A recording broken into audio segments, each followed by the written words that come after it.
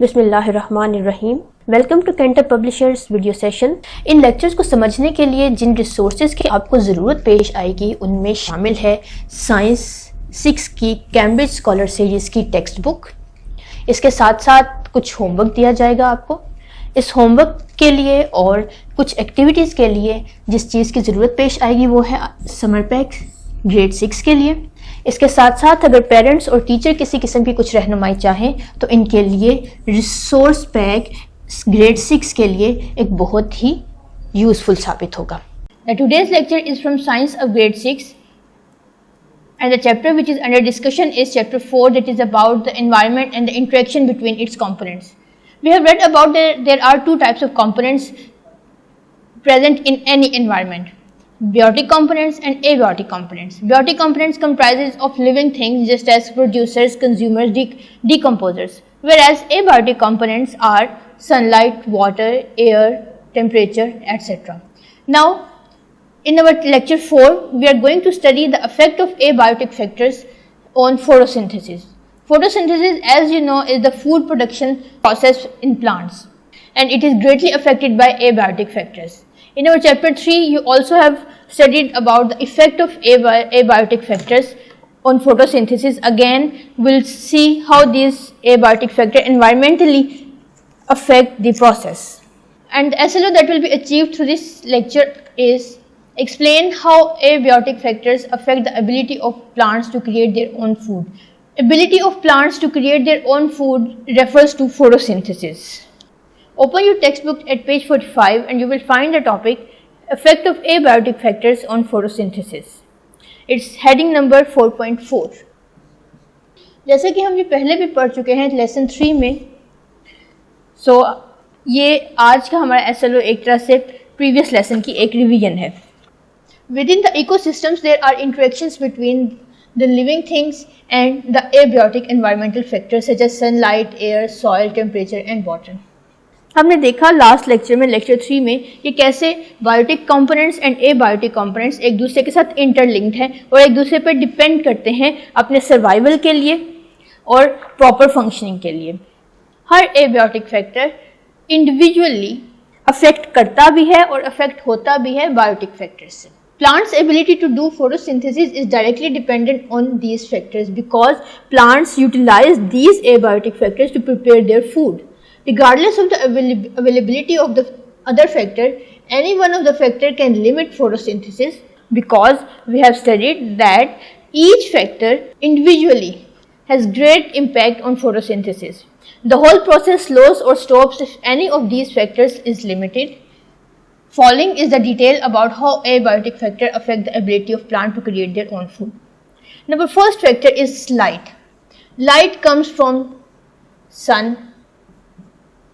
So the sun is the main source of energy on earth. How? Because it gives light, and with the help of light, plants prepare their food by the process of photosynthesis.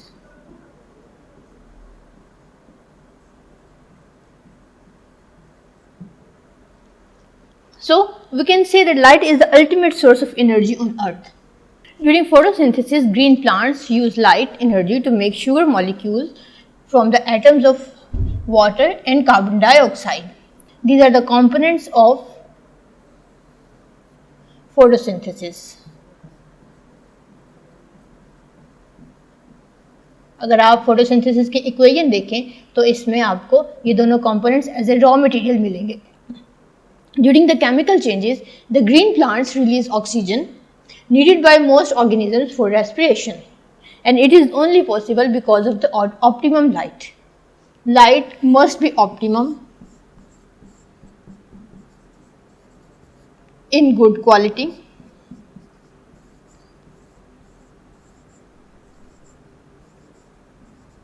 Only then plant can yield maximum food. Next comes the air. Plants take in carbon dioxide and use it to produce sugar. यहाँ पे हम अपनी photosynthesis की equation लिखते हैं.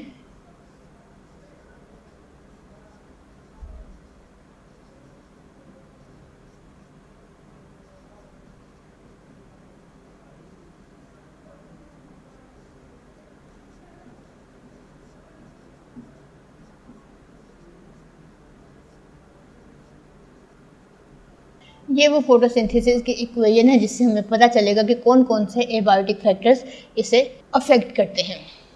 The carbon dioxide needed by plant is provided through the respiration of animals. Animals release oxygen in the air, carbon dioxide in the air, and this carbon dioxide is collected by or received by plants to make their food. They form oxygen to release the energy stored in sugar and other molecule compounds during photosynthesis. This is the largest source of oxygen available on earth. Animals are the largest source of air, or you can say carbon dioxide, on earth. Then comes the soil. Soil is a third abiotic component. The composition of soil affects how air and water move through the soil. In your grade 5, last grade, we have studied about the composition of soil, and you have also studied the effect of composition on plants' growth and their ability to produce food. जितनी soil में porosity ज़्यादा होगी, यानी soil में porous structure ज़्यादा होगा, इतना ही air और वाटर उसमें ज़्यादा सीप करेंगे।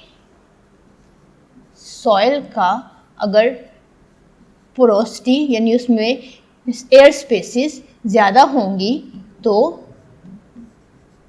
एरेशन होगी। एरेशन मतलब उसमें एयर ज़्यादा मूव करेगी, यानी प्लांट्स को ज़्यादा एयर या कार्बन डाइऑक्साइड मिल सकेगी, और इसी तरह उसमें वाटर मूवमेंट भी ज़्यादा होगी, और वाटर मूवमेंट ज़्यादा होने से प्लांट्स इजीली पानी को हासिल कर सकते हैं फूड प्रिपेयर करने के लिए।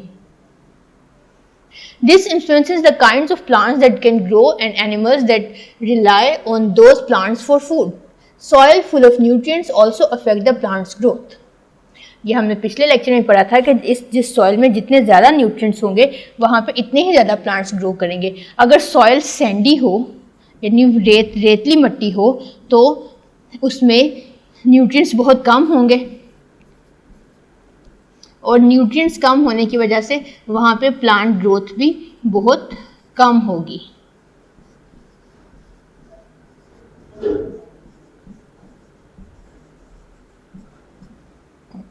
Next comes the temperature. Low temperature slows down the rate of photosynthesis because it could not provide the sufficient amount of sunlight as well as the energy required for the proper functioning of enzymes. A combination of both sunlight and temperature will cause greater effect on photosynthesis in winter as compared to summer. क्योंकि summers में आप जानते हैं कि sunlight कम होती है, sunlight कम होने की वजह से सनलाइट भी कम हो जाए, टेम्परेचर कम होगा, सनलाइट कम होगी, तो ये ओवरऑल उसकी प्लांट्स की एबिलिटी को अफेक्ट करेगा, क्योंकि दोनों फैक्टर्स टेम्परेचर और लाइट दोनों ही कम मिकदार में प्लांट को मिल रहे हैं, तो फोटोसिंथेसिस ग्रेटली अफेक्ट होगा। The time of sunlight will be less, thus the heat will be less intense and the rate of photosynthesis in winters will be slower. Thus, more sunlight means more intense will be the heat and the rate of photosynthesis in summers will be faster. और जैसे ही summers होंगे, summer में sunlight intensity ज़्यादा हो जाती है, सन heat भी ज़्यादा हो जाती है, तो फोटोसिंथेसिस की यील्ड अल्टीमेटली ज़्यादा हो जाएगी। इसके बाद आता है पानी। Water is use as a raw material for photosynthesis. आप इक्वेशन देखी थी आपने कि पानी रॉ मटेरियल के तौर पे यूज़ होता है फोटोसिंथेसिस में। It is use to transport materials absorb by the root. ये पहला फंक्शन है पानी का कि ये मटेरियल्स की ट्रांसपोर्टेशन के लिए इस्तेमाल होता है। To the upper parts of the plants, water evaporation cools down the leaf that would overheat by exposure to the sun during photosynthesis. ये इसका सेकंड फंक्शन है कि पानी कूलिंग इफेक्ट कॉज करता है। आपने देखा होगा कि पानी के इर्द गिर्द की जगह ज़्यादातर ठंडी होती हैं क्योंकि इवेपोरेशन की वजह से कूलिंग आ जाती है उस प्लेस पे। लिहाजा प्लांट में भी ट्रांसपिरेशन के थ्रू जब पानी इवेपोरेट हो जाता है तो लीफ का टेम्परेचर सेटल डाउन हो जाता है, ये नॉर्मलाइजेशन की तरफ चला जाता है, और ये एक अदर फैक्टर है प्लांट फोटोसिंथेसिस को फैसिलिटेट करने का। सो इस तरह ये तमाम फैक्टर्स कोऑर्डिनेशन से काम करके प्लांट की फोटोसिंथेसिस की एबिलिटी को अफेक्ट करते हैं। अब आते हैं अपने होमवर्क की तरफ। होमवर्क आप करेंगे सबसे पहले टेस्ट एक्सरसाइज 1 से। टेस्ट एक्सरसाइज 1 का पार्ट ए आपको मिलेगा पेज 46 पे और पार्ट बी आपको मिलेगा पेज 47 पे। पार्ट ए है टेस्ट एक्सरसाइज 1 का, fill the circle of the correct option against each statement. आपने स्टेटमेंट पढ़नी है और 4 ऑप्शन जो आपको दिए गए हैं हर स्टेटमेंट के साथ, उनमें से दुरुस्त जवाब का इंतखाब करना है। यहाँ से आप क्वेश्चन नंबर 2 सॉल्व करेंगे। ये आपने पहले भी क्वेश्चन लेक्चर 3 में और 2 में सॉल्व किया था, लेकिन यहाँ पे आप दोबारा सॉल्व कर सकते हैं अगर आपको वह पहले ठीक से समझ ना आई हो तो। What will happen if the temperature will exceed from the requirement. अगर रिक्वायरमेंट से टेम्परेचर इंक्रीज हो जाए यानी ऑप्टिमम लेवल से चला जाए तो क्या असर होगा। The more food will be produced by plants, more plants will be eaten by animals, there will be more rainfall, all living beings will die. जो भी राइट आंसर होगा आप उसका सर्कल फिल करेंगे। इसके बाद पेज 47 पे आए तो आपको पार्ट बी मिलेगा टेस्ट एक्सरसाइज 1 का। यहाँ से आप सॉल्व करेंगे question number 5, how does water affect the ability of the plants in making their food. इसमें आपने रोल ऑफ वाटर बताना है टुवर्ड्स फोटोसिंथेसिस।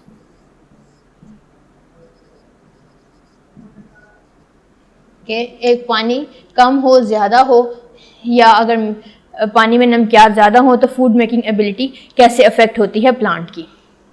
इसके बाद आप आ जाइए अपने समर पैक में पेज 52 पे।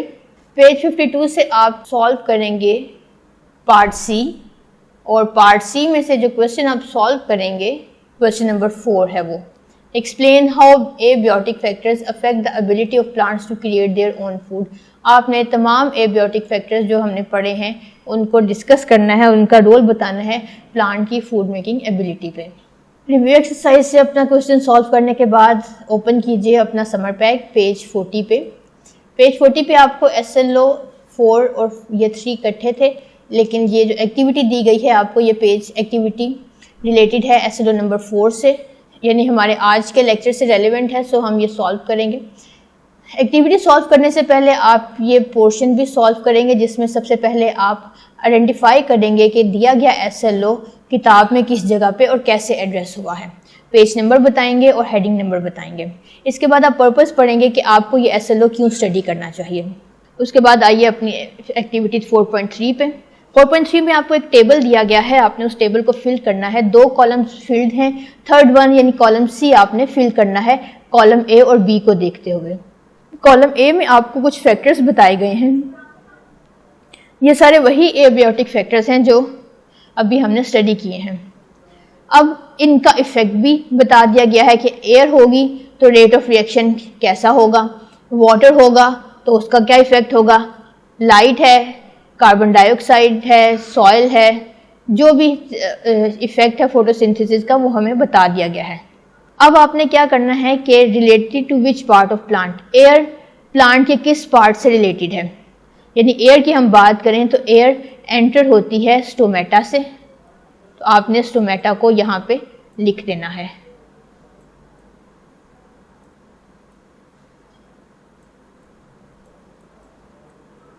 इसी तरह वाटर किस प्लांट के किस पार्ट से मूव करता है, लाइट किस पार्ट से मूव करती है, कौन सा फैक्टर कौन सा पार्ट प्लांट का इन्वॉल्व है इसमें, सॉइल का क्या, सॉइल किस पार्ट स्ट्रक्चर से मुंसलिक है, टेम्परेचर कौन सा पार्ट इफेक्ट करता है। सो ये आप कॉलम ए को देखते हुए कॉलम सी फिल करेंगे। फिर आ जाइए अपने SLO बेस्ड क्वेश्चंस की तरफ पेज 43 पे। यहाँ से आप सॉल्व करेंगे question number 5, the end product of photosynthesis is sugar, proteins, fats और कैल्शियम। फोटोसिंथेसिस का प्रोडक्ट क्या है, फोटोसिंथेसिस कंप्लीट होने के बाद हमें क्या मिलता है, शुगर मिलती है, प्रोटीन्स मिलते हैं, फैट्स या कैल्शियम। राइट आंसर को चूज करने के बाद आप उसकी रीजन बताएंगे कि आपने ये पर्टिकुलर ऑप्शन क्यों चूज किया। क्वेश्चन नंबर 6 भी आप सॉल्व करेंगे, in which season effect of sunlight and temperature on photosynthesis is greater. Photosynthesis का इफेक्ट किस सीजन में सबसे ज़्यादा इफेक्ट होता है, सनलाइट और टेम्परेचर की वजह से, समर में, विंटर में, ऑटम में या स्प्रिंग में। इसके बारे में भी हमने पढ़ा है, सो आप इजीली से भी सॉल्व कर सकते हैं। इसके बाद आ जाइए अपने SLO बेस्ड क्वेश्चंस की तरफ। क्वेश्चन नंबर 7 आप सॉल्व करेंगे, how is temperature regulated in leaf during photosynthesis. Photosynthesis के दौरान टेम्परेचर अगर ज़्यादा हो जाए तो प्लांट इस सिचुएशन को कैसे डील करते हैं, और फोटोसिंथेसिस के दौरान टेम्परेचर अगर कम हो जाए तो प्लांट इस सिचुएशन को कैसे डील करते हैं। आपने अभी पढ़ा है कि इसमें वाटर का रोल अहमियत रखता है, सो आप इसे ब्रीफली डिस्क्राइब करेंगे। इसके बाद क्वेश्चन नंबर 9 सॉल्व करेंगे, how does light affect the formation of sugar molecules. Light का शुगर मॉलिक्यूल की फॉर्मेशन यानी फोटोसिंथेसिस पे क्या इफेक्ट है वो आप बताएंगे। यहाँ हम अपना SLO अचीव कर चुके हैं और आपने आई होप इसकी प्रैक्टिस भी कर ली होगी। अपना होमवर्क करने के बाद टीचर को सबमिट करवाइए। तो आज के लिए बस इतना ही। Thank you very much.